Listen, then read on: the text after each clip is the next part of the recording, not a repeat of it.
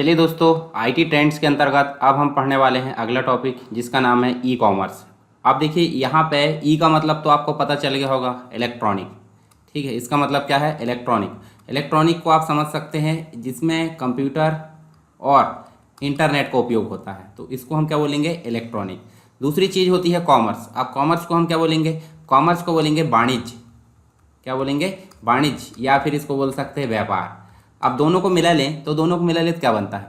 E commerce, यानी कि computer और इंटरनेट के जो है उपयोग से वाणिज्य या व्यापार करना क्या कहलाता है? ई कॉमर्स कहलाता है। जैसे आज की डेट में आप देखें, ऑनलाइन पेमेंट आप करते हो, ठीक है, या फिर ऑनलाइन आप कोई चीज़ बुलवा लेते हो, किसी का जो है कोई ऑर्डर, या बहुत सारी चीज़ जो है आपको ऑनलाइन देखने को मिलेगी व्यापार से रिलेटेड, उसी को हम क्या बोलेंगे आज की डेट में? E commerce. तो ई कॉमर्स को विस्तार से जानने वाले हैं हम इस क्लास में। इसके बाद और अन्य चीज़ें जो ई कॉमर्स को सपोर्ट करती है उनको भी देखेंगे। तो कंप्लीट चीज़ें हम यहाँ पे देखने वाले ई कॉमर्स से रिलेटेड। तो चलिए शुरू करते हैं।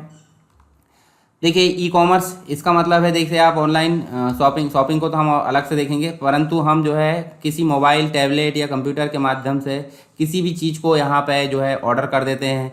कोई भी चीज़, जैसे कि हम जो है ऑनलाइन पेमेंट कर देते हैं, तो हमारे घर में भी जो है मतलब उस सेवा को प्रोवाइड कर दिया जाता है। तो ये सारी चीज़ें जो है, जैसे ऑनलाइन डिलीवरी होती है, जैसे आप देखिए खाना भी आप ऑनलाइन मंगा सकते हो। ठीक, तो ये भी क्या है? ये भी तो एक प्रकार से ई कॉमर्स है ना। तो सारी चीज़ आप जो है इसके अंतर्गत जिसके उपयोग में, मतलब ई कॉमर्स उसको कहेंगे जिसमें कंप्यूटर और इंटरनेट का उपयोग होता है। कंप्यूटर का मतलब होता है कोई भी ऐसी डिवाइस जो कि कंप्यूटर जैसी, जैसे मोबाइल भी आज की डेट में कंप्यूटर जैसे है, टैबलेट भी है। ठीक है, तो ये सारी चीज़ जो है कंप्यूटर की श्रेणी में आएगी और उसमें इंटरनेट है। तो इसका मतलब है कि आप जो है ई कॉमर्स को यहाँ पे कर सकते हो, यानी कि ई कॉमर्स आज की डेट में मोबाइल और कंप्यूटर के माध्यम से ही हो रहा है। ठीक, तो जैसे आप देखिए फ्लिपकार्ट की बात करें तो फ्लिपकार्ट में मान लीजिए, देखिए पावर बैंक है, ठीक है, एक्सटर्नल हार्ड ड्राइव है, तो है ना, सॉलिड एसएसडी, ठीक है, प्रिंटर है, पेन ड्राइव है, ठीक है, ये ओटीजी आप देख सकते हैं। तो इनको आप जो है ऑनलाइन परचेस कर लेते हैं, आपके घर में डिलीवर हो जाएगी और आप ऑनलाइन पेमेंट कर सकते हो, या फिर आप जो है घर में कैश ऑन डिलीवरी भी कर सकते हो। या फिर अमेजन की बात करें तो जैसे माइक है, मैं उपयोग करता हूँ इसको, ठीक है, इस माइक को आप जो है ऑर्डर करोगे, आपके घर पर पहुँच जाएगा, आप ये अमाउंट जो है इसको पे कर सकते हो, या फिर आप कैश ऑन डिलीवरी भी कर सकते हो। तो ये सारी चीज़ किसके अंतर्गत आती है? E commerce. मतलब ई कॉमर्स या ऑनलाइन जो जितनी भी साइट होती है वो ई कॉमर्स साइट कहलाती है। ठीक, अब ई कॉमर्स को हम जानते हैं, जैसे ई कॉमर्स का मतलब होता है इंटरनेट के जरिए व्यापार करना। क्या कहलाता है? ई कॉमर्स कहलाता है। चाहे सामान खरीदा जाए या बेचा जाए, सारी चीज़ें किसके अंतर्गत शामिल की जाती है? ई कॉमर्स के अंतर्गत शामिल की जाती है। ठीक है, जैसे यहाँ देखिए हमने ये जो मॉल है, मॉल से हमने ऑनलाइन माध्यम से सामान खरीद लिया। हालांकि ऑनलाइन तो आएगा नहीं, ये तो आएगा इस प्रकार से फिजिकल रूप से, पर आप पेमेंट कैसे करोगे? ऑनलाइन कर दोगे। ऑर्डर भी आप ऑनलाइन कर सकते हैं, तो इसी को हम ई कॉमर्स बोलेंगे। अब देखिए ऑनलाइन के माध्यम से जो आप गेम को परचेस कर सकते हो, ठीक है, मतलब जो कंपनी है कोई, वो गेम मतलब कोई व्यक्ति उसको गेम को परचेस कर सकता है। ई बुक्स की बात करें तो ई बुक्स आप परचेस कर सकते हो। ठीक है, डोमेन नेम का रजिस्ट्रेशन कर सकते हैं, वीडियो आप परचेस कर सकते हैं, जैसे अमेजन प्राइम है या अन्य कोई जो साइट है, जो ओटीटी प्लेटफॉर्म है, उससे आप वीडियो को परचेस करके वीडियो को प्ले करके मतलब जो है अपना काम चला सकते हो। ई लर्निंग की बात करें तो आप ऑनलाइन पढ़ सकते हो। ठीक है, तो ये सारी चीज़ आपको ई कॉमर्स के अंतर्गत देखने को मिलती है। इसके अलावा ऐसे सभी क्षेत्र जिनके माध्यम से ग्राहकों को सुविधाएं देकर, मतलब ग्राहकों को, कोई कंपनी ग्राहकों को सुविधाएं देकर आर्थिक लाभ लेती है, तो ऐसे क्षेत्र जो है जिसमें सीधे धन का आदान प्रदान ना कर विज्ञापन के माध्यम से आर्थिक लाभ मिल सकता है, ये सभी चीज़ें जो है ई कॉमर्स के अंतर्गत ही आती है। आज की डेट में इंटरनेट के माध्यम से ई कॉमर्स को जो है उपयोग करते हैं, इसलिए जिन वेबसाइट का इस्तेमाल आप इस दौरान करते हैं वो ई कॉमर्स वेबसाइट कहलाती है। जैसे फ्लिपकार्ट भी एक प्रकार की ई कॉमर्स वेबसाइट है, अमेजन भी ई कॉमर्स वेबसाइट है। अब हिस्ट्री देख लेते हैं कि ई कॉमर्स की शुरुआत कैसे हुई। हिस्ट्री मतलब इतिहास, ई कॉमर्स का इतिहास क्या है, शुरुआत से लेकर अभी तक क्या उसकी सारी जो चीज़ें रही, क्रम रहा। तो बात करते हैं 1970 की। तो 1970 में ईडीआई, जिसे हम बोलते हैं इलेक्ट्रॉनिक डेटा इंटरचेंज, ये तकनीक का प्रयोग करके ई कॉमर्स को शुरू में परिचित किया, यानी कि परिचय इसका दिया गया, इंट्रोड्यूस किया गया। इसके माध्यम से व्यावसायिक दस्तावेज जैसे कि परचेस ऑर्डर, इनवाइस को इलेक्ट्रॉनिक रूप से भेजा जाता था। बाद में इसे अधिक जो है गतिविधियों के रूप में वेब फॉर्म्स के नाम से भी जाना जाने लगा। यानी कि पहले जो है इलेक्ट्रॉनिक रूप से भेजा जाता था, फिर वेब फॉर्म मतलब आज की डेट में हम वेबसाइट को बोल सकते हैं। ठीक है, इसका उद्देश्य जो था गुड्स और जो प्रोडक्ट थे उसकी खरीदारी, मतलब डब्ल्यू के ऊपर जो वर्ल्ड वाइड वेब रहता है उसके ऊपर HTTP सर्वर के द्वारा ई शॉपिंग, इलेक्ट्रॉनिक भुगतान जैसी जो सेवाएं है आदि का उपयोग करना, इलेक्ट्रॉनिक भुगतान सेवा इसका उपयोग करना। और उसके अलावा देखिए 1979 की बात करते हैं, यानी कि 1979 में अमेरिकन नेशनल स्टैंडर्ड इंस्टीट्यूट ने ASC X12 को इलेक्ट्रॉनिक नेटवर्क के माध्यम से डॉक्यूमेंट को शेयर करने के व्यवसायों के लिए एक यूनिवर्सल स्टैंडर्ड के रूप में विकसित किया। किसने? अमेरिकन नेशनल स्टैंडर्ड इंस्टीट्यूट ने 1979 में। इसके अलावा देखिए ई कॉमर्स की हिस्ट्री को eBay और अमेजन के बिना सोचना असंभव है, क्योंकि शुरुआत से ये जो है मतलब काफ़ी शुरुआत से ये चालू है। जो इलेक्ट्रॉनिक ट्रांजेक्शन को शुरू करने वाली पहली इंटरनेट कंपनियों में से थी eBay थी और अमेजन थी। तो अमेजन आज की डेट में आप देख सकते हैं इसके जो फाउंडर है वो कौन है, और जेफ बेजोस। ठीक, कंप्यूटर का प्रयोग हर क्षेत्र में अधिक से अधिक होने लगा है। बिजनेसमैन जो मतलब जो व्यापारिक व्यक्ति है वो अपने व्यवसाय का विस्तार भी कंप्यूटर के माध्यम से करने लगे हैं। जैसे ऑनलाइन एडवर्टाइजमेंट देखें, ऑनलाइन मार्केटिंग देखें, सर्च इंजन ऑप्टिमाइजेशन, ये सारी चीज़ आप देख सकते हैं। इसके प्रयोग से कम समय में अधिक से अधिक कार्य संपन्न हो जाता है तथा कोई भी सूचना कम समय में एक स्थान से दूसरे स्थान पर पूरी दुनिया में कहीं भी भेजी जा सकती है, क्योंकि इंटरनेट का मतलब ही है एक कोने में, विश्व के एक कोने में बैठे व्यक्ति विश्व के दूसरे कोने में बैठे व्यक्ति से तुरंत संपर्क स्थापित कर सकता है। यह सूचना टेक्स्ट के फॉर्म में हो सकती है, ऑडियो के फॉर्म में, वॉइस के फॉर्म में हो सकती है, इमेज ग्राफिक्स के फॉर्म में हो सकती है, वीडियो के फॉर्म में, बहुत सारी चीज़ हो सकती है, जिसे मल्टीमीडिया जिसे हम बोलते हैं। आजकल जो है व्यवसाय ई कॉमर्स तकनीक का प्रयोग करके अपने अपने क्षेत्र में जो है विश्व में अपना स्थान बनाने की कोशिश कर रहा है।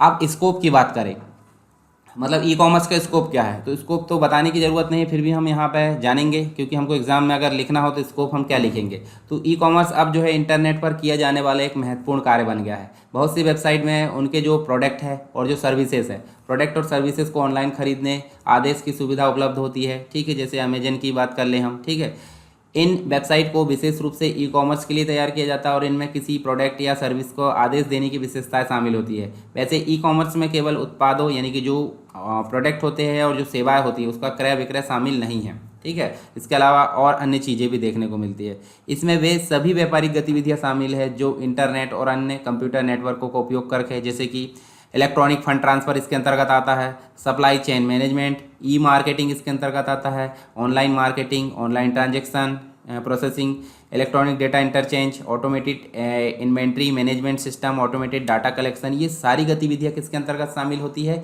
ये सभी व्यापारिक गतिविधियाँ आपको ई कॉमर्स के अंतर्गत देखने को मिलती है। इस हिसाब से आप अनुमान लगा सकते हैं कि इसके स्कोप काफ़ी विस्तृत है। ठीक है, इसके अलावा इसके फ़ायदे क्या हो सकते हैं ई कॉमर्स के? तो फ़ायदे बहुत सारे हो सकते हैं। जैसे ई कॉमर्स है जो उपभोक्ता जो है सस्ती तथा क्वालिटी प्रोडक्ट को देखने का उसको मौका मिल जाता है, और अगर मिलता है तो उसको खरीद भी सकता है। ठीक है, जबकि हम इसके एवज में अगर ई कॉमर्स की बात करें तो ई कॉमर्स को हटाकर हम कॉमर्स सोचें, यानी कि व्यापार। अगर हमारे शहर में हम कहीं दुकान में जाते हैं और हम उससे बहुत सारे प्रोडक्ट देखने को बोलते हैं, तो वो एक स्थिति ऐसी आएगी कि वो उसका दिमाग ख़राब हो जाएगा कि इतने सारे प्रोडक्ट आप देख रहे हो और आपने खरीदे तो कुछ नहीं। ठीक है, और आप वापस जाओगे तो भी वो गुस्सा करेगा। पर इलेक्ट्रॉनिक रूप से मतलब ई कॉमर्स में ऐसा सिस्टम नहीं है। यहाँ पे ये आपको देखने को मिलेगा कि आप वहाँ जितनी चाहे उतनी चीज़ें देख सकते हो। ठीक है, ऐड टू कार्ट कर सकते हो, उसको रिमूव कर सकते हो। आपका मन है तो खरीद सकते, नहीं मन है तो आप नहीं खरीद सकते। ठीक है, तो उससे कोई दिक्कत नहीं। खरीद भी लेते हैं तो आप उसको कैंसिल करा सकते हो, आपके पैसे रिफंड हो जाएंगे। यदि घर पे भी आ गए हैं तो आप 2-4 दिन यूज़ करके उसको 7 दिन के अंदर रिटर्न भी कर सकते हो। तो काफ़ी फ़ायदे होते हैं ऑनलाइन में। यह नेशनल और इंटरनेशनल दोनों मार्केट में बिजनेस एक्टिविटी की डिमांड को बढ़ाता है। तो मतलब आप कहीं से भी कोई भी चीज़ें खरीद सकते हो। एक प्रकार से वर्ल्ड वाइड यानी कि ग्लोबलाइजेशन को प्रमोट करता है। यह एक बिजनेस कंसर्न या व्यक्ति के रूप में ग्लोबल मार्केट में पहुंचने के लिए सक्षम बनाता है, यानी कि व्यक्ति कहीं भी बैठकर कहीं कोई भी देश की चीज़ों को ऑर्डर कर सकता है, वहां से अपनी जो सर्विसेज है वो ले सकता है। ठीक है, ऑनलाइन शॉपिंग सामान्यतः अधिक सुविधाजनक होती है। पारंपरिक शॉपिंग की अपेक्षा टाइम सेविंग होता है, यानी कि हम मार्केट अगर जाएँ तो टाइम कंज्यूम बहुत होता है। जैसे मॉल में गए तो मॉल में हमको बहुत सारी चीज़ें जैसे हमको लेना है तो इधर उधर हमने भटके, और भटकने के पश्चात जब हम पेमेंट करते हैं पेमेंट के लिए भी बहुत सारी लाइन होती है, तो हमारा टाइम बहुत कंज्यूम होगा। उसी हिसाब से अगर देखें ऑनलाइन शॉपिंग में, तो ऑनलाइन में हम जो है हमारे घर पर बैठ के कोई भी चीज़ों को जब भी चाहे जब देख सकते हैं और उस समय उसको ऑर्डर करके उसकी पेमेंट कर सकते हैं, तो टाइम बचता है। इसके माध्यम से छोटे एंटरप्राइज प्रोडक्ट की खरीदारी, बेचना, सर्विस जो होती है ग्लोबल मार्केट में एक्सेस कर सकते हैं। इसके अलावा ई कॉमर्स की सहायता से उपभोक्ता आसानी से एक स्पेसिफिक प्रोडक्ट को की रिसर्च कर सकते हैं। कभी कभी होलसेल कीमत पर प्रोडक्ट को खरीदने का अवसर भी प्राप्त हो जाता है।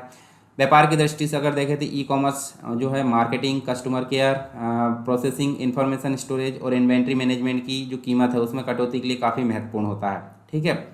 ई कॉमर्स कस्टमर बिहेवियर से संबंधित इन्फॉर्मेशन को इकट्ठा करने तथा मैनेज करने में सहायक होते हैं और जो एक प्रभावी मार्केटिंग और प्रमोशन रणनीति को डेवलप करते हैं। मान लीजिए आपने कोई चीज़ ऑनलाइन में देखा है, फ्लिपकार्ट में, अमेजन में, तो उस चीज़ को आप जो भी आपके कंप्यूटर में वेब पेज खोलोगे वहाँ पर उसका एडवर्टाइजमेंट देगा। यानी कि आपकी जो मानसिकता थी, आपकी जो रुचि थी, उसको कुकीज़ के फॉर्म में उसने स्टोर कर लिया और उसको वहाँ पे जो है कोई भी वेब पेज में उसको लाकर एडवर्टाइज कर रहा है। तो उससे क्या होगा, आपके दिमाग पर एक जो है उस चीज़ के प्रति एक रुझाव होगा, तो आप जो उसको परचेस कर सकते हैं।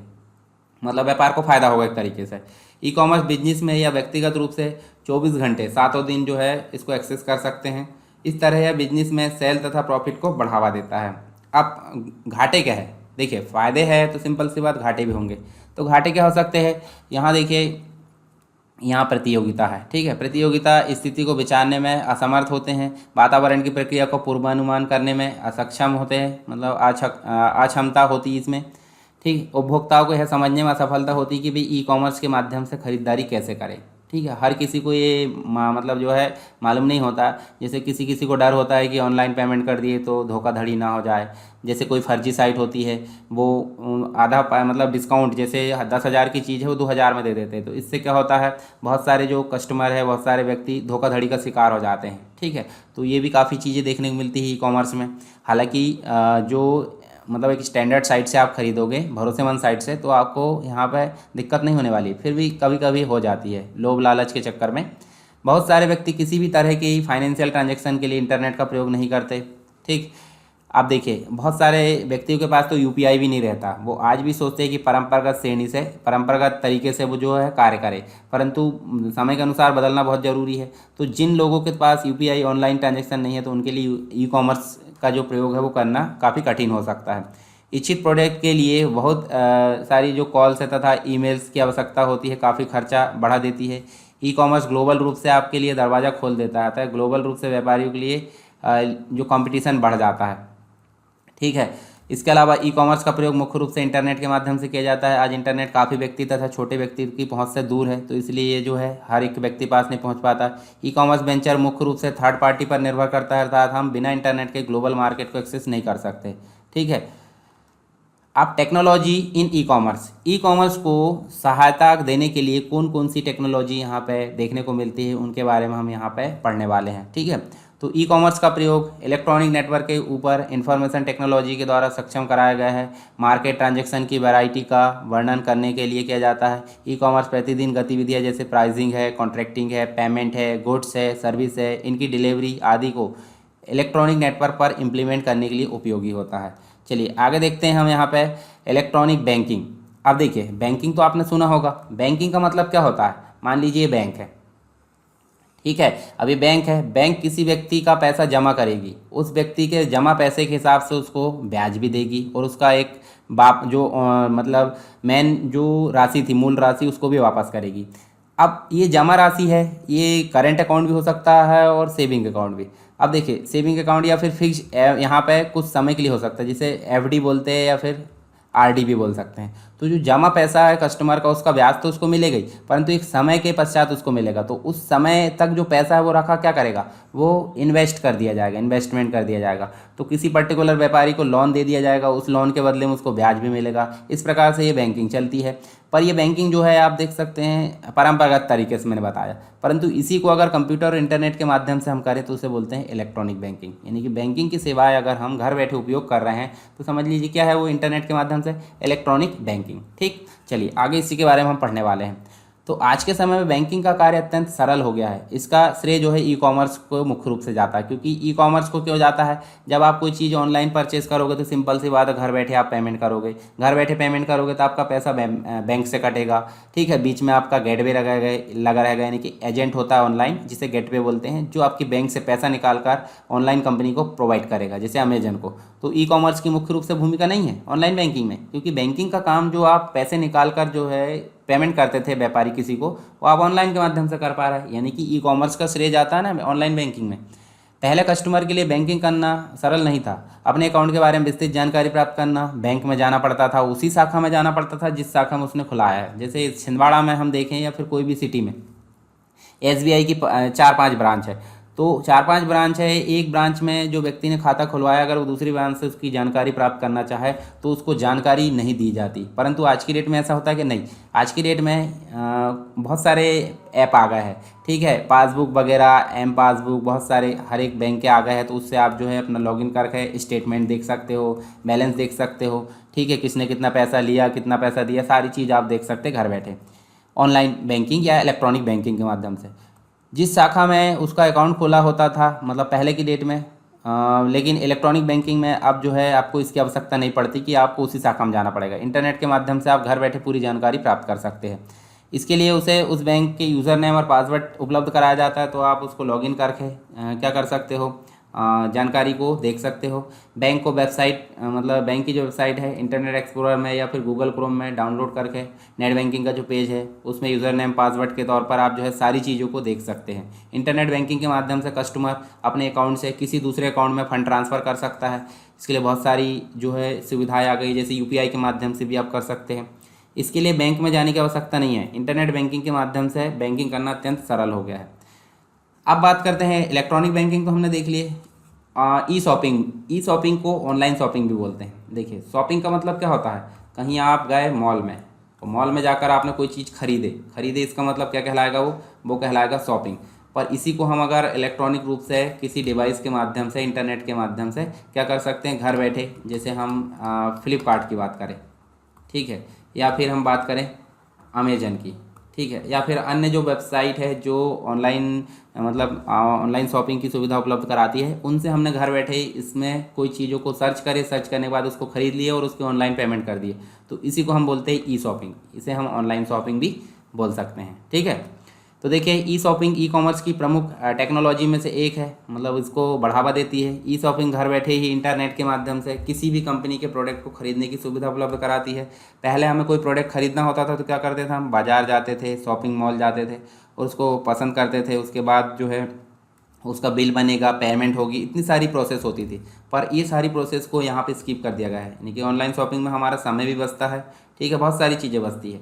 मॉल तक जाएंगे तो हमारी गाड़ी का पेट्रोल भी लगेगा, ठीक है। अब बीच में कहीं ट्रैफिक हो गई, दिमाग खराब वाला होगा, तो इन सारी समस्याओं से बचने के लिए हम जो है ऑनलाइन शॉपिंग कर लेते हैं, ठीक है। हालांकि ऑनलाइन शॉपिंग हर चीज़ों के लिए उपयोगी नहीं है, कुछ कुछ चीज़ें आपको जो है बाज़ार जाकर ही खरीदना पड़ता है, तो इसलिए ज़रूरत पड़ने पर ऑनलाइन शॉपिंग, ज़रूरत पड़ने पर बाज़ार आप जा सकते हैं। आज के समय में हम जो है घर पर बैठकर किसी भी समय अपने जो कंप्यूटर है उस पर इंटरनेट के माध्यम से किसी भी कंपनी के प्रोडक्ट को खरीद सकते हैं, ठीक है।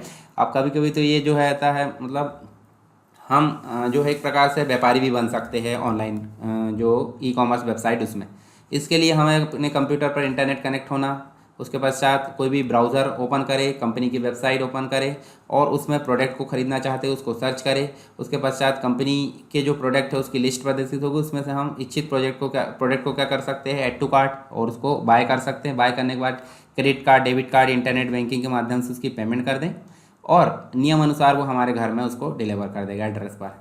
इस तरह आपको वह प्रोडक्ट खरीदने के लिए शॉप यानी कि कोई बाज़ार में जाने की ज़रूरत नहीं है, मार्केट में जाने की ज़रूरत नहीं है, ठीक है। घर बैठे ही हम जो है इच्छानुसार शॉपिंग कर सकते हैं, इसीलिए इसको ई शॉपिंग बोला जाता है। अब बात करते हैं ऑनलाइन मार्केटिंग की। ई मार्केटिंग भी इसे बोलते हैं। मार्केटिंग का मतलब क्या होता है, जैसे कोई कंपनी है, कोई प्रोडक्ट बना रही, उस प्रोडक्ट का जो है बाज़ार में ज़्यादा से ज़्यादा प्रचार करना, एडवर्टाइज़ करना, उसी को क्या बोलते हैं, ऑनलाइन, मतलब उसको मार्केटिंग बोलते हैं। पर यही मार्केटिंग अगर कंप्यूटर इंटरनेट के माध्यम से कोई वेबसाइट या फिर फेसबुक, व्हाट्सअप, इनमें अगर करें हम तो उसको बोलते हैं ऑनलाइन मार्केटिंग, ठीक है। तो ऑनलाइन मार्केटिंग आप समझ गए। अब यहाँ देखिए ऑनलाइन मार्केटिंग इंटरनेट के माध्यम से जो आपके प्रोडक्ट है और सर्विसेज उसको बढ़ावा देने के लिए किए जाने वाले टूल्स और कार्यप्रणाली का एक सेट है। Online marketing, internet marketing, web marketing या डिजिटल मार्केटिंग या सर्च इंजन मार्केटिंग, इसके रूप में भी इसको जाना जा सकता है। तो इसके अंतर्गत हम क्या क्या फ़ायदे देखिए, क्षमता में वृद्धि होती है, खर्चों में कमी हम देख सकते हैं, सुरुचिपूर्ण कम्युनिकेशन होता है, बेहतर नियंत्रण, बेहतर ग्राहक सेवा देख सकते हैं, प्रतिस्पर्धात्मक लाभ देख सकते हैं इसके अंतर्गत। और ऑनलाइन मार्केटिंग में आपको कुछ कम्युनिकेशन ऑप्शन होते हैं, जिसके अंतर्गत आपको कुछ ऑप्शन, जैसे देखिए वेबसाइट आप देख सकते हैं, वेबसाइट के तौर पर आप जो है मार्केटिंग कर सकते हैं। सर्च ऐड के तौर पर कर सकते हैं, डिस्प्ले ऐड के तौर पर कर सकते हैं, ईमेल के अनुसार आप कर सकते हैं और सोशल मीडिया। तो चलिए सबसे पहले हम जानेंगे वेबसाइट। तो वेबसाइट क्या होती है? वेबसाइट वेब पेजेस का कलेक्शन होती है, जो कि हम डॉक्यूमेंट की बात करें तो हमारा डॉक्यूमेंट जैसे MS वर्ड का डॉक्यूमेंट, ठीक है, डॉक्यूमेंट में बहुत सारी चीज़ें हो सकती है, वो हमारे कंप्यूटर में स्टोर। अगर डॉक्यूमेंट क्या होता है, डॉक्यूमेंट हमारे पेजेस का कलेक्शन होता है। उसी प्रकार अगर हम इंटरनेट पर क्या करें, डॉक्यूमेंट को अपलोड कर दें उसी प्रकार बनाकर, उसमें क्या है, पेजेस है, तो इंटरनेट में गए वो पेजेस वेब पेज कहलाएंगे और डॉक्यूमेंट को वेबसाइट बोलेंगे। तो वेब पेजेस का कलेक्शन वेबसाइट है, जो कि इंटरनेट पर उपलब्ध होती है, किसी कंपनी की डिटेल या कंपनी की जो जानकारी होती है वो। तो ऑनलाइन मार्केटिंग के लिए सबसे पहले तो कंपनी अपनी वेबसाइट को डिज़ाइन करती है, जो उसके उद्देश्य, प्रोडक्ट, सर्विसेज, जो उसका मिशन होता है, विज़न होता है, उस पर विचार करती है। वेबसाइट काफ़ी दिलचस्प होनी चाहिए ताकि यूज़र को आकर्षित कर सके, उपभोक्ता को आकर्षित कर सके। और सक्षम होने के लिए जो वेबसाइट है निम्नलिखित 7C को फॉलो करती है। कौन कौन से? कंटेंट अच्छा होना चाहिए, कॉन्टेक्स्ट होना चाहिए, कस्टमाइजेशन, कम्युनिकेशन होना चाहिए, कम्युनिटी होनी चाहिए, कनेक्शन होना चाहिए और कॉमर्स। तो होते क्या है ये सारी चीज़ें? तो कंटेंट की बात करें, इसमें ग्राफिक्स, साउंड, टेक्स्ट और वीडियो हो सकते हैं, जो कि काफ़ी मतलब आकर्षित तरीके से हो, मतलब ग्राहक को आकर्षित करने वाले हो। उसके अलावा कॉन्टेक्स्ट की बात करें तो इसका मतलब है वेबसाइट का लेआउट और डिज़ाइन कैसा होना चाहिए, स्टैंडर्ड स्टाइल की वेबसाइट होना चाहिए। कस्टमाइजेशन यानी अनुकूल, यह ग्राहक की आवश्यकता के अनुसार रिजल्ट प्रदान करने की क्षमता होती हो। कम्युनिकेशन यानी कि यूज़र के साथ दो तरफा कम्युनिकेशन, यूज़र को रिक्वेस्ट करे तो हम उसको पूरा कर पाएँ तो इस कम्युनिकेशन बोलते हैं। कम्युनिटी या यूज़र को यूज़र कम्युनिकेशन की सुविधा प्रदान करता है, एक यूज़र से दूसरे यूज़र, यानी कि जैसे कमेंट बॉक्स होता है तो एक यूज़र की कमेंट दूसरे यूज़र पढ़ सकता है, इसको कम्युनिटी हम बोल सकते हैं। कनेक्शन, एक साइट किस हद तक अन्य साइटों के लिंक को प्रदान करती है। जैसे देखिए किसी साइट में हम जो है अगर घुसे तो हम उसमें जो है अन्य साइट की जो लिंक है उस तक भी पहुंच सकते हैं अगर ज़रूरत पड़े तो। जैसे विकिपीडिया में अगर जाए तो विकिपीडिया में हमको बहुत सारी चीज़ों की लिंक मिलती है, ठीक है। वाणिज्य यानी कॉमर्स, एक साइट को वाणिज्य लेन देन में सहायता करनी चाहिए। तो ये 7C अगर है तो आपकी वेबसाइट मार्केटिंग अच्छी हो सकती है। दूसरा जो था सर्च ऐड था, तो पे पर क्लिक सर्च ऐड, इसका सबसे महत्वपूर्ण तत्व है जब कोई यूज़र जो है विजिटर सर्च इंजन पर कोई शब्द खोजता है तो विपणन का विज्ञापन, जो मतलब एक प्रकार से मार्केटर जो होता है, विज्ञापन रिजल्ट के शीर्ष पर दिखाई देता है या उसके आगे। मार्केटर जो होता है, मार्केटर और सर्च इंजन के एल्गोरिदम द्वारा बोली लगाने के आधार पर खोज मतलब सर्च किए गए कीवर्ड के संबंध में उसके महत्व की पहचान होती है। जब विजिटर विज्ञापनों पर क्लिक करता है तो जो विज्ञापन प्रदान करता है उसके लिए भुगतान करते हैं। सर्च इंजन ऑप्टिमाइजेशन, जिसे SEO बोलते हैं, उन गतिविधियों पर जोर देता है जो इस संभावना को बेहतर बनाते हैं। जैसे हमारा नाम सर्च करें तो कहाँ पे आना चाहिए गूगल पर, उसे बोलते हैं सर्च इंजन ऑप्टिमाइजेशन। जितना अधिक सर्च इंजन ऑप्टिमाइजेशन होगा उतना अधिक हमारा नाम सबसे ऊपर आएगा, हमारी कंपनी का वेबसाइट। कोई विशेष लिंक सभी गैर भुगतान लिंक के बीच शीर्ष पर दिखाई देगा। विजिटर किसी विशेष कीवर्ड की सर्च करता है, ठीक है, इसे बोलते हैं search engine optimisation.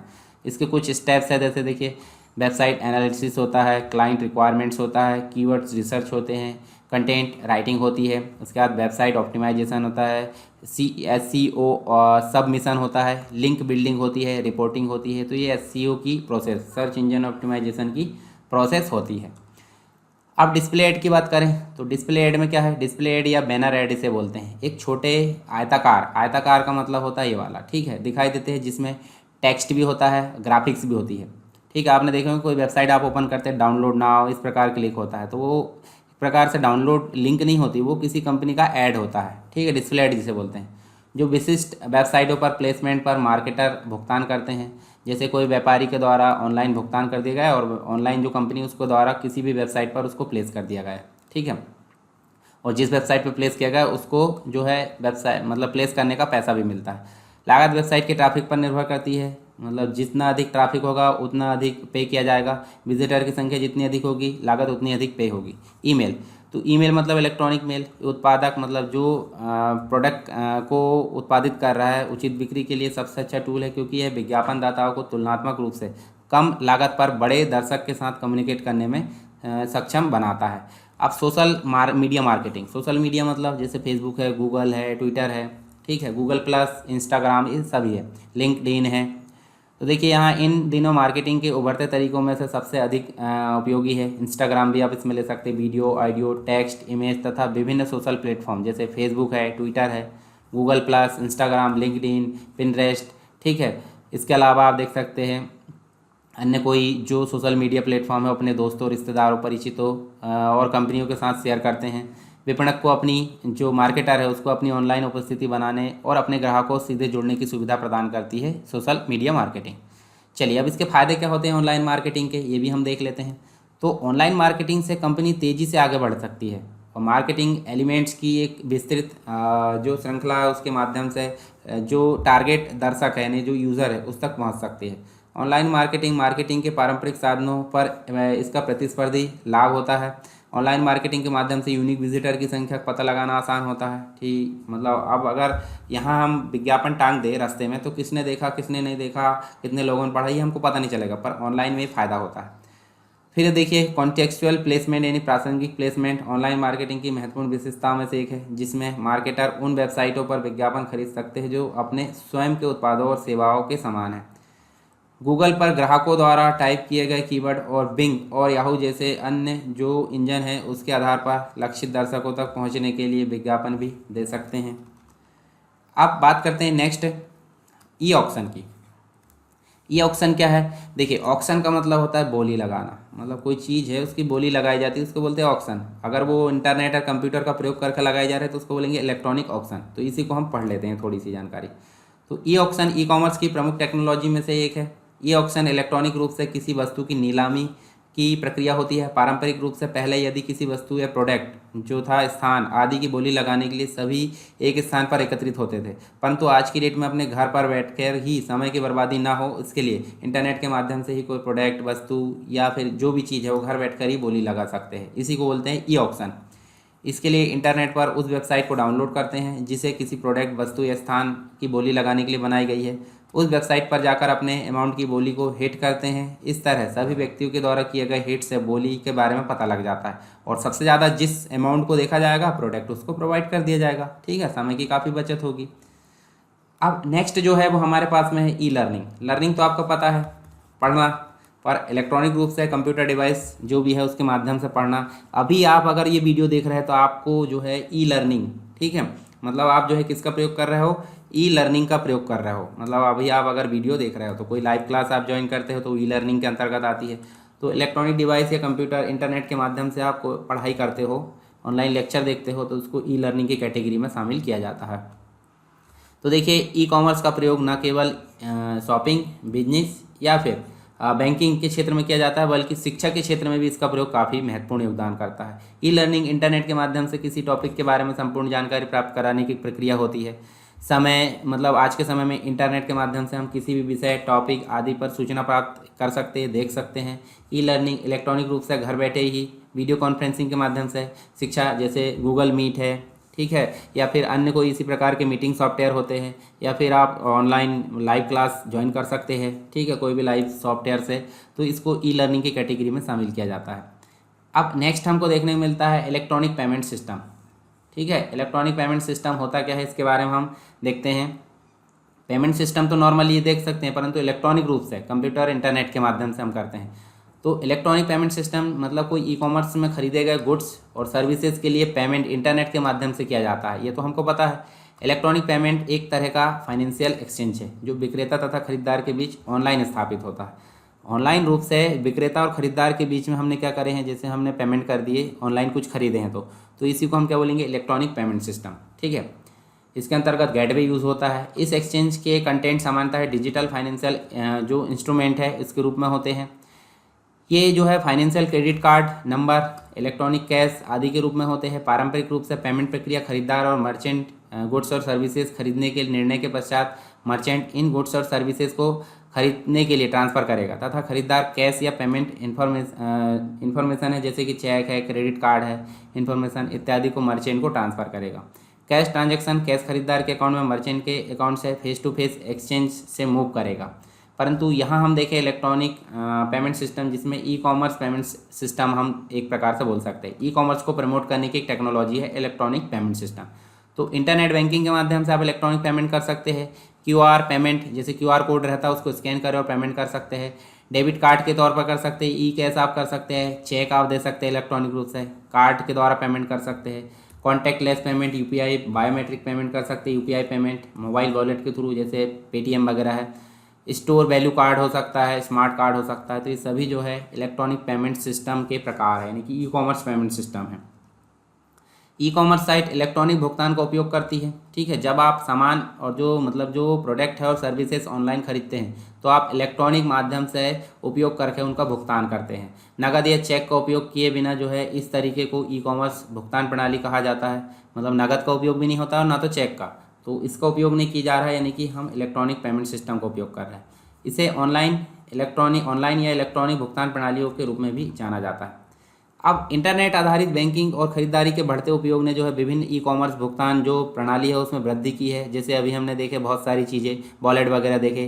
Paperless e commerce भुगतान ने कागज़ के काम, लेन देन की लागत और जो कर्मचारी हैं उनकी लागत को भी कम करके भुगतान प्रोसेसिंग में काफ़ी क्रांति ला दी है। यह सिस्टम जो है उपयोगकर्ता जो यूज़र होते हैं उसके लिए अनुकूल है, मैनुअल प्रोसेसिंग की तुलना में कम समय लेते हैं, व्यवसायियों को अपने बाजार तक पहुंचने में काफ़ी मदद करते हैं। ये सारी चीज़ हमको देखने को मिलती है इलेक्ट्रॉनिक पेमेंट सिस्टम में। अब बात करते हैं इलेक्ट्रॉनिक पेमेंट सिस्टम के अंतर्गत ही एक चीज़ है क्रेडिट कार्ड। क्रेडिट कार्ड जो होता है एक प्रकार से हम बोल सकते हैं पोस्ट पेड होता है। पोस्ट पेड कैसे?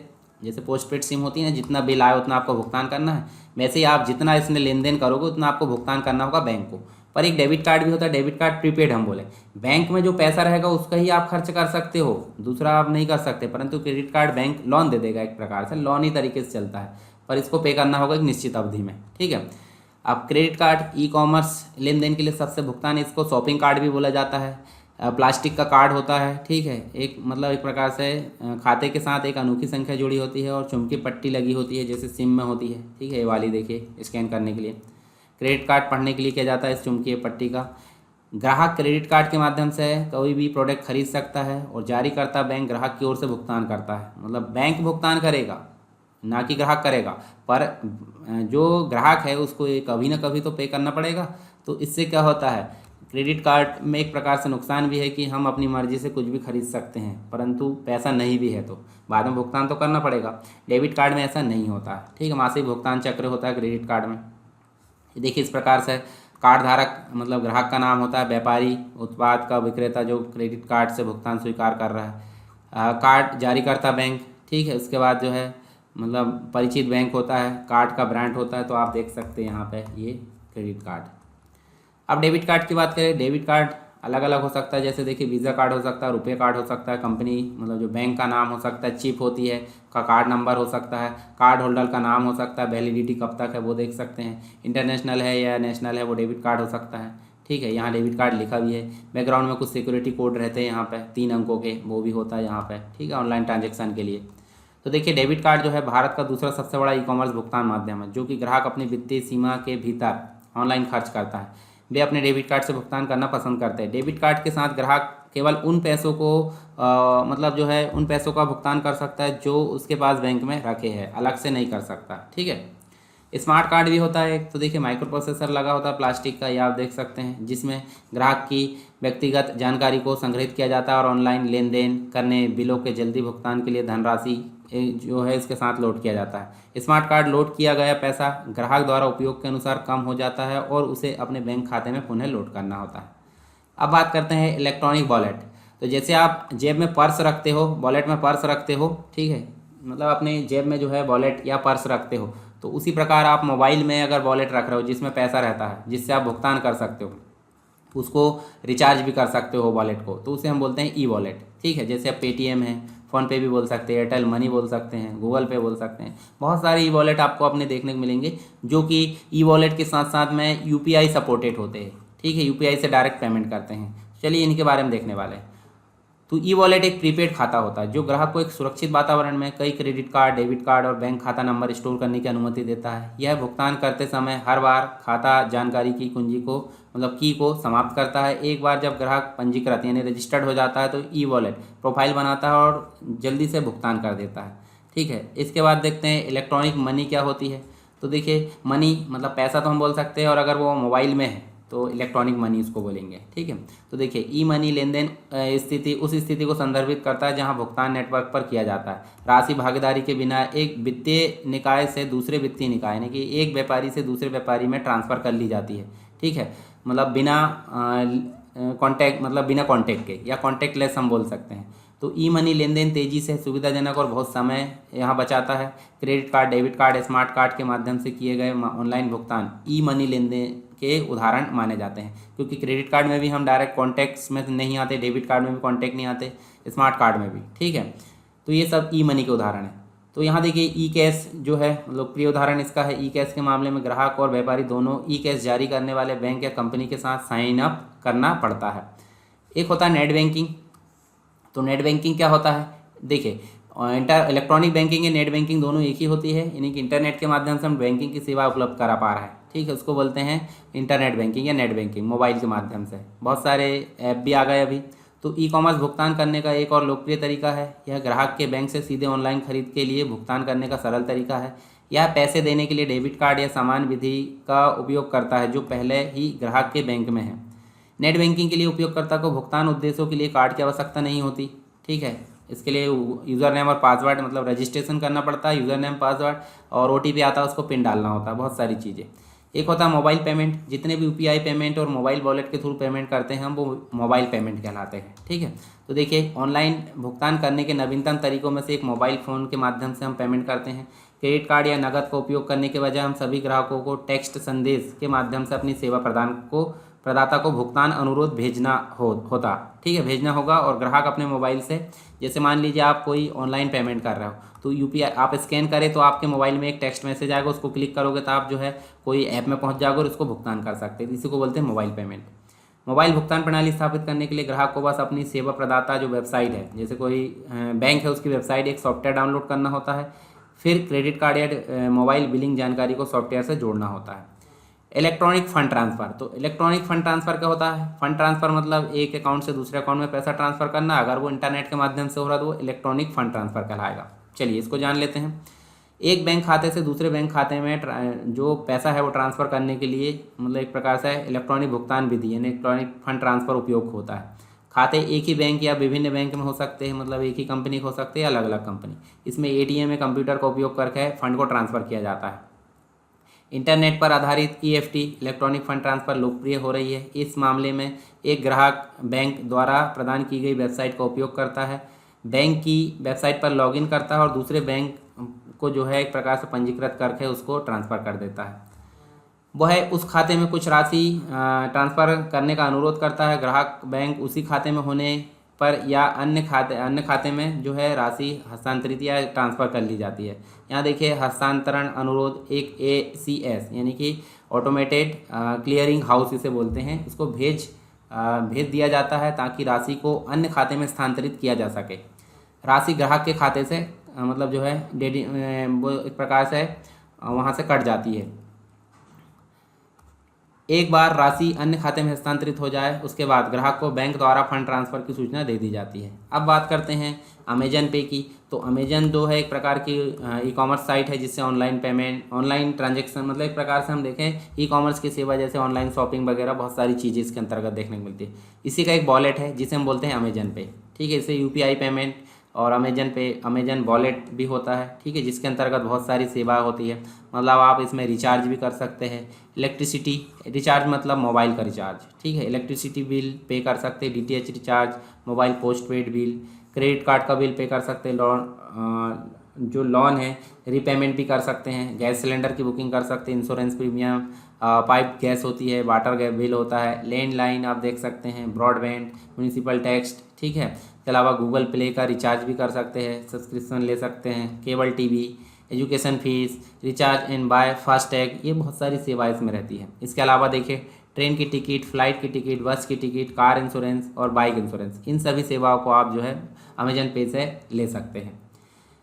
ऑनलाइन खरीद के लिए भुगतान करने का एक सुविधाजनक मतलब आप अमेजन से कोई चीज़ खरीद रहे हैं तो अमेजन पे से आप जो है क्या कर सकते हो, फटाक से पेमेंट कर सकते हो। अगर आप कोई चीज़ रिटर्न कर रहे हैं तो अमेजन पे में आपका वापस आ जाता है। तो एक प्रकार से काफ़ी फ़ायदे की चीज़ है। इसमें अपनी जानकारी का उपयोग करें जो पहले से ही आपने अमेजन अकाउंट क्रेडेंशियल में लॉगिन करने और अग्रणी जो मर्चेंट है वेबसाइट और ऐप पर भुगतान करने के लिए किया गया है। आपकी भुगतान जानकारी सुरक्षित रूप से अमेजन के साथ जो है स्टोर की जाती है। हज़ारों वेबसाइट और ऐप पर पहुंच योग्य होती है जहां आप जो है खरीदारी करना पसंद मतलब अमेजन से खरीद रहे तो अमेजन पे से कर ही सकते हैं, पर अन्य वेबसाइट के लिए भी अमेजन पे का उपयोग आप कर सकते हैं।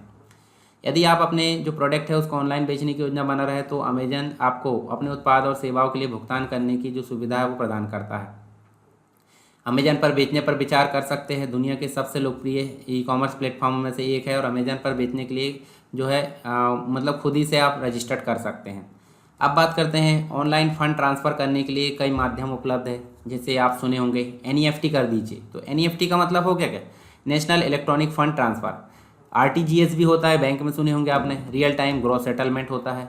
आईएमपीएस भी होता है, तो इमीडिएट मोबाइल पेमेंट सर्विसेज को बोलते हैं। तो चलिए तीनों के बारे में जान लेते हैं, तीनों में अंतर क्या है। तो एनईएफटी मतलब इलेक्ट्रॉनिक फंड ट्रांसफ़र, एक भुगतान प्रणाली है जिसके द्वारा एक बैंक अकाउंट से दूसरे बैंक अकाउंट में पैसे ट्रांसफ़र किए जाते हैं। एनईएफटी के माध्यम से फंड ट्रांसफ़र उसी समय में नहीं होता, हर आधे घंटे में जो है ये एक प्रकार से क्यू में चलता है। ठीक है, एनईएफटी से ट्रांसफ़र करते समय आधे घंटे के बाद ट्रांसफ़र का जो है मैसेज आ जाता है, ट्रांसफ़र हो जाता है। नेक्स्ट है RTGS, real time gross settlement. इसके द्वारा फंड ट्रांसफ़र करने के लिए पैसा उसी समय ट्रांसफ़र हो जाता है। आरटीजीएस मुख्य रूप से ज़्यादा राशि वाले ट्रांसफ़र के लिए उपयोगी होता है। आईएमपीएस की बात करते हैं तो इमीडिएट मोबाइल पेमेंट सर्विसेज को बोला जाता है। ऑनलाइन फंड ट्रांसफ़र करने के लिए काफ़ी अच्छा है। तो national payment corporation of India NPCI, ठीक है, एनपीसीआई, इसके द्वारा इसको मैनेज किया जाता है और इसके द्वारा फंड ट्रांसफ़र करने से जो है पैसा उसी समय ट्रांसफ़र हो जाता है। आईएमपीएस पूरे साल 24 घंटे 7 दिन उपलब्ध रहता है, जबकि एनईएफटी जो है एनईएफटी और आरटीजीएस ये सुविधा नहीं देते। एनईएफटी, आरटीजीएस और आईएमपीएस खाता धारकों की सहूलियत के लिए शुरू किया गया है। इसके द्वारा फंड ट्रांसफ़र के लिए भेजने वाले जो एक प्रकार से उसके पास ही अकाउंट जानकारी होनी चाहिए जिसे फ़ंड ट्रांसफ़र करना है। अब तीनों में तुलना देखें तो देखिए, एक है एनईएफटी, एक है आरटीजीएस और एक है आईएमपीएस। अगर हम बात करें ट्रांसफ़र करने के समय की तो आधा घंटे में ट्रांसफ़र होता है। ये आरटीजीएस तुरंत ट्रांसफ़र कर देता है फ़ंड को और ये आईएमपीएस भी तुरंत कर देता है। न्यूनतम राशि यहाँ पे एनईएफटी में मिनिमम 1 रुपये और मैक्सिमम यहाँ पे कोई सीमा नहीं है। ठीक है, परंतु आरटीजीएस में देखिए मिनिमम 2 लाख रुपए और अधिकतम के लिए कोई सीमा नहीं है। आईएमपीएस में मिनिमम 1 रुपये और अधिकतम 2 लाख रुपए। ठीक है, तो ये आप देख सकते हैं। सर्विस टाइमिंग ये 365 दिन 7 दिन उपलब्ध रहता है, 24 घंटे।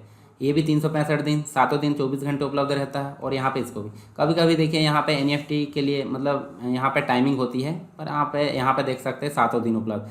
शुल्क यहाँ देखिए कोई शुल्क नहीं होता। यहाँ पे भी देखिए इनवर्ड और ऑनलाइन ट्रांजैक्शन में कोई शुल्क नहीं होता, आउटवर्ड में शुल्क रहता है। आईएमपीएस में जो इंडिविजुअल जो कंपनी है, बैंक है, वो अपने अनुसार चार्जेस लेती है।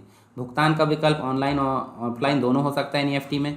आरटीजीएस में भी दोनों हो सकता है, परंतु आईएमपीएस में सिर्फ ऑनलाइन होता है। तो अंतर आप देख सकते हैं। चलिए अब जानते हैं यूपीआई आप जानते होंगे अच्छे से, यूपीआई पेमेंट करे भी होंगे आपने। तो यूपीआई को यूनिफाइड पेमेंट इंटरफेस भी बोला जाता है। ठीक है, लोगो आप देख सकते हैं यूपीआई का। अब यूपीआई एक प्रकार से देखिए इसकी मदद से आप कहीं पर भी किसी भी समय किसी भी बैंक अकाउंट में अपने दोस्त को, रिश्तेदारों को या किसी को भी, कोई व्यापारी को तुरंत जो है आप पेमेंट कर सकते हैं। किसी भी तरह का पेमेंट हो उसमें जो है इसकी मदद से आप जो है अगर कुछ ऑनलाइन सामान खरीदना चाहते हैं तो यूपीआई पेमेंट आप कर सकते हो। ठीक है, जैसे टैक्सी भाड़ा है, मूवी टिकट है, एयरलाइन टिकट है, मोबाइल रिचार्ज है, डीटीएच है या अन्य कोई पेमेंट है तो भी आप जो है अपने बैंक अकाउंट से यूपीआई के माध्यम से पेमेंट कर सकते हैं। यूपीआई को शुरू करने की पहल जो है एनपीसीआई, जिसे हम national payment corporation of India बोलते हैं, इसकी तरफ से हुई है। ये संस्था जो है इंडिया में सभी बैंक के एटीएम को उनके बीच हो रहे इंटर बैंक ट्रांजैक्शन को मैनेज करती है। मतलब एक प्रकार से निगरानी, सीसीटीवी का काम करती है एटीएम के बीच में, ट्रांजैक्शन के बीच में। अभी एनईएफटी, आरटीजीएस, आईएमपीएस सिस्टम के जरिए पैसा भेजा जाता था, परंतु यूपीआई इनसे भी ज़्यादा अच्छा है, एडवांस तरीका। हालांकि इसकी एक लिमिट होती है 25,000 या फिर 40,000 हो सकती है। ठीक है, अलग अलग बैंक की अलग अलग यहाँ पे लिमिट हो सकती है। विशेषताएं देखिए, यहाँ पे 365 दिन 24 घंटे 7 दिन उपलब्ध रहेगा। सभी बैंकों के लिए केवल एक ही एप्लीकेशन की ज़रूरत पड़ती है, जैसे आप फ़ोनपे, गूगल पे कुछ भी उपयोग कर सकते हैं। पर्टिकुलर बैंक का भी उपयोग होता है, बैंक के एप्लीकेशन का। वर्चुअल एड्रेस होता है जिसमें सुरक्षा आसानी होती है, बार बार अकाउंट होल्डर की जानकारी टाइप करने से मुक्ति मिल जाती है। विभिन्न प्रकार के भुगतान की सुविधा होती है। पैसा मंगवाने के लिए रिक्वेस्ट भेजने की सुविधा यहाँ होती है। शिकायत करने के लिए यूपीआई में ऐप जो है कस्टमर केयर का नंबर होता है। सरकार तथा सरकारी उपक्रमों द्वारा विकसित पेमेंट प्रणाली है, सुरक्षित और तेज है, उपयोग करने में आसान है। तकनीकी विशेषज्ञ होना भी उसकी कोई मतलब जो है ज़रूरत नहीं है, आप आसानी से इसका उपयोग कर सकते हैं। ठीक है, चलिए आगे देखते हैं हम अब यूपीआई के अंतर्गत ही एक भीम यूपीआई है जिसे हम बोलते हैं भारत इंटरफेस फॉर मनी। ये लॉन्च की गई थी, ठीक है, मोदी जी के द्वारा, ऐसा हम मान सकते हैं। ठीक, तो चलिए इसके बारे में जान लेते हैं। भीम का पूरा नाम है भारत इंटरफेस फॉर मनी, जिसे शॉर्ट में भीम बोलते हैं। NPCI जो है, NPCI है ये।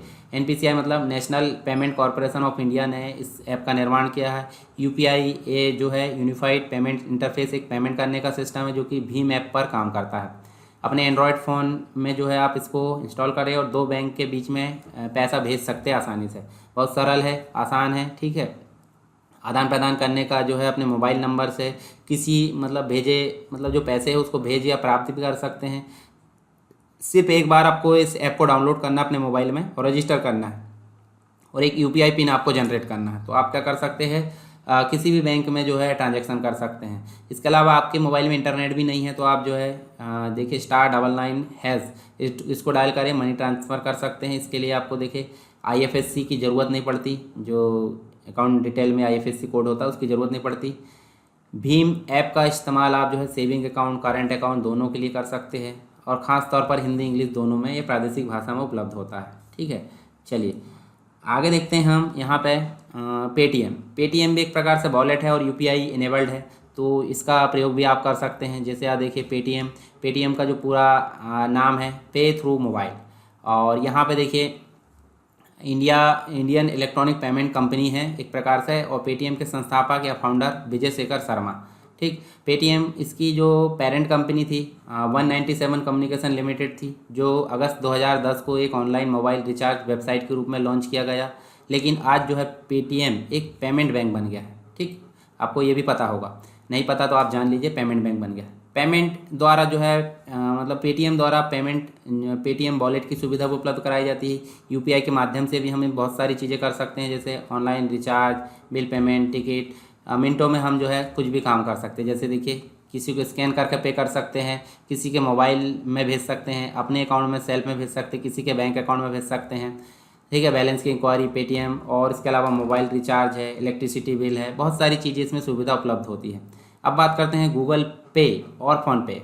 गूगल पे को पहले तेज बोला जाता था, ठीक है। तो चलिए यहाँ पे जान लेते हैं। तो देखिए यहाँ पे फ़ोनपे की बात करें तो फ़ोनपे में आप जो है स्कैन करके पे कर सकते हैं, किसी के मोबाइल नंबर पर पे कर सकते हैं, किसी की यूपीआई आईडी और बैंक में पे कर सकते हैं, अपने अकाउंट में भेज सकते हैं, पैसा चेक कर सकते हैं अपने बैंक का, mobile recharge, DTH, electricity bill, credit card bill, rent payment कर सकते हैं, लोन रीपेमेंट, गैस की बुकिंग कर सकते हैं और अन्य चीज़ें इसके अंतर्गत सी ऑल करोगे तो आपको बहुत सारी चीज़ें मिल जाएगी।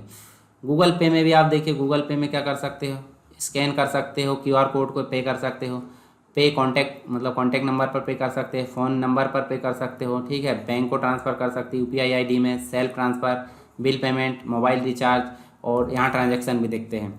आप इनको जो है रजिस्टर करोगे, रजिस्टर करके बैंक को जोड़ोगे, बैंक जोड़ने के पश्चात आप जो है यूपीआई पिन जनरेट करोगे तो आपका जो है ये काम करेगा, ठीक है। आप जो है बिना यूपीआई पिन के माध्यम से आप जो है इसको दूसरे को ट्रांसफ़र नहीं कर सकते। लॉगिन करने के लिए भी इसमें पासवर्ड होता है, फिंगरप्रिंट या फिर स्क्रीन लॉक हो सकता है, यहाँ पे भी पिन होता है, ठीक है। तो पिन अलग होता है, यूपीआई पिन अलग होता है। तो यहाँ पे देखिए हमने जो है बहुत सारी चीज़ें इसमें जाने, यानी कि एक प्रकार से ई कॉमर्स को हमने कंप्लीट रूप से यहाँ पे पढ़ लिया। तो ई कॉमर्स क्या होता है से लेकर उसमें जो भी टेक्नोलॉजी उसमें जो टेक्नोलॉजी है उसमें सपोर्ट करती है, उन सभी चीज़ों को हमने जान लिया। आई होप ये सारी चीज़ें आपको समझ में आ गई होगी। फिर भी अगर कोई डाउट है तो आप मुझे कमेंट बॉक्स में बताइए और वीडियो को ज़्यादा से ज़्यादा शेयर करते रहिए ताकि मुझे भी मोटिवेशन मिले और नेक्स्ट जो वीडियो है जल्दी से जल्दी लाने की मैं कोशिश करता रहूँ।